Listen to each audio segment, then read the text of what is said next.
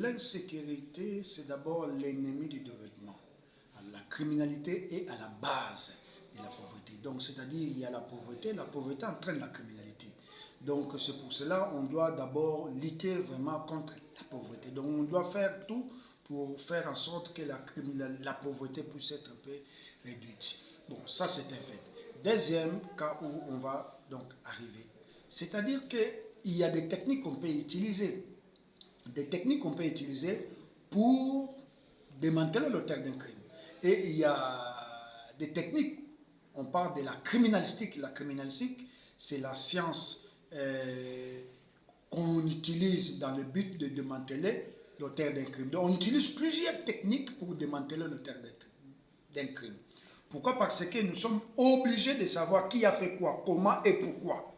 Quand est-ce qu'il a fait? Alors, il faut utiliser des techniques. C'est pour cela que nous avons, par exemple, la police technique et scientifique qui aide la justice, qui appuie la justice pour mettre la main donc, aux criminels. Donc, la police scientifique utilise ce qu'on appelle la criminalistique.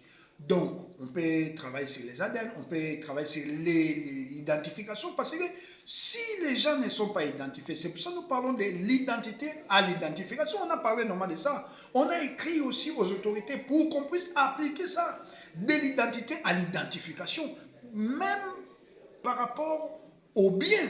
Vous voyez, les véhicules qu'ils utilisent là pour faire les kidnappings, les véhicules doivent être identifiés.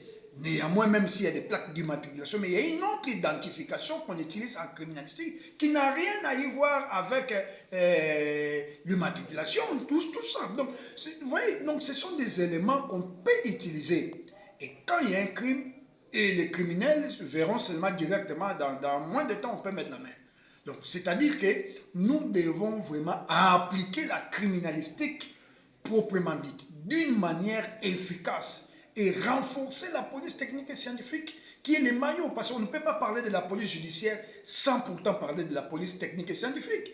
Mais ici, il y a des fois, je vois, il y a des ratés des enquêtes. Pourquoi? Parce que la police technique et scientifique n'est pas vraiment utilisée comme il se doit. Donc nous devons s'approprier de la police technique et scientifique et mettre un plateau technique pour aider la police technique et scientifique pour qu'ils puissent appuyer la justice. Donc, nous avons intérêt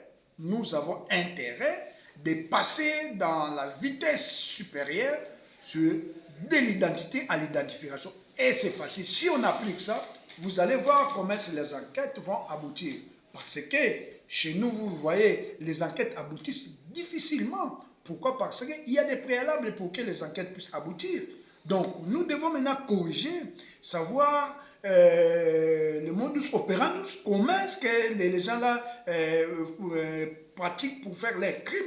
Et maintenant, on doit réfléchir au-delà pour mettre la main à ces gens-là. Donc, voici ce que moi je peux dire. Donc, comme on dit la force reste à la loi, donc c'est la loi, ce sont nos autorités qui peuvent nous approcher, par exemple, pour qu'on puisse travailler aussi ensemble, pour voir comment est-ce qu'on peut faire, pour qu'on puisse aider la police, notre police judiciaire, pour que notre police judiciaire puisse être efficace. Parce que quand il y a la criminalité c'est l'ennemi du développement. Donc nous devons être en paix.